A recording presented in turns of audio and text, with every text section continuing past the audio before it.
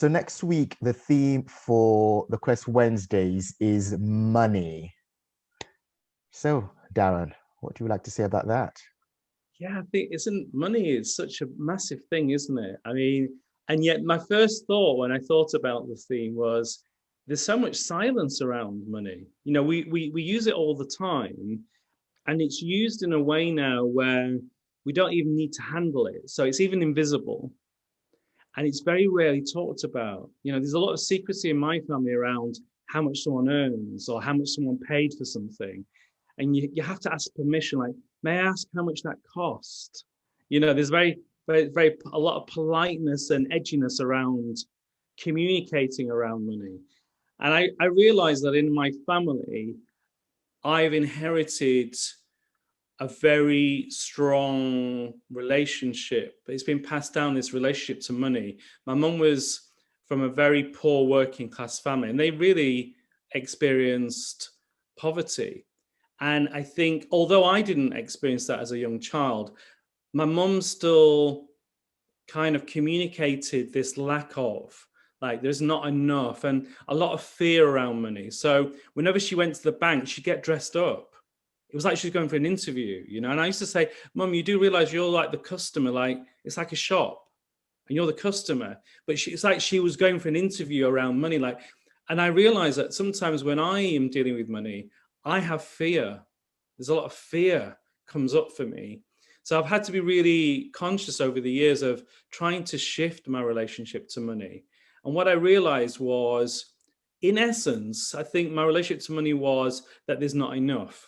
It's a scarcity thing, and you've got to be very careful and very respectful. And I think what I try to do is alter that that inherited story narrative to one of enough, from not enough to enough. There's enough.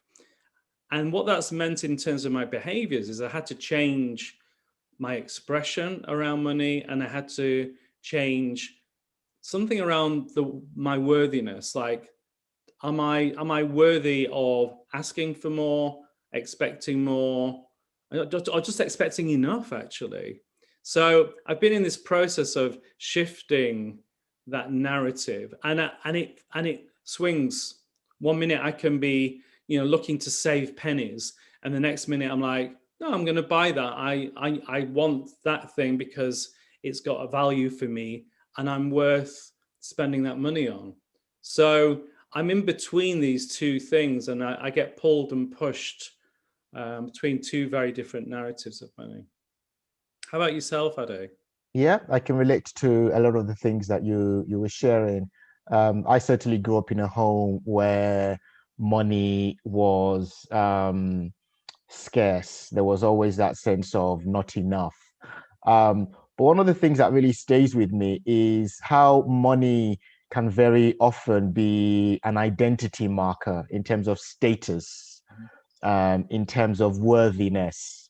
Um, One of the examples that comes to mind was from probably about 15, 16 years ago. I'd gotten this job as a director, and I was going to be earning more than I'd ever earned. And I remember going off to the US. I'd booked to stay in this really fancy five-star hotel, and I'd met this guy, and he came around to pick me up. And I remember him saying, "Oh, you're staying here." I was like, "Yeah." He goes, "Wow, you must be earning loads of money. How much do you earn?" And so I told him how much I earned. And he went, "Oh, I earn more than that." And I remember feeling this sense of shame, like I'd been taken down a notch, as it were. And so that thing around identity kind of was activated Mhm. when he said that. And it still stays with me, 15, 16 years down the line, in terms of how money can be used as a symbol to gauge where other people are at or where they're not. And I suspect that's why many people do not talk about money. Um, because for some people like me, I might be thinking, oh, this is someone who is trying to put me in my place. And for someone else, it might be they're trying to put someone else in their place, or they're trying to show that they're better than. So My relationship to money has changed like yours over the years. And I think right now I sort of see it as fluid. There are times where I'm in that space of scarcity, and there are times where I'm in that space of, yeah, I have enough. It's certainly not fixed. And yeah, I'm really looking forward to the conversation that we're going to be having during the Quest Wednesdays. Yeah, me too.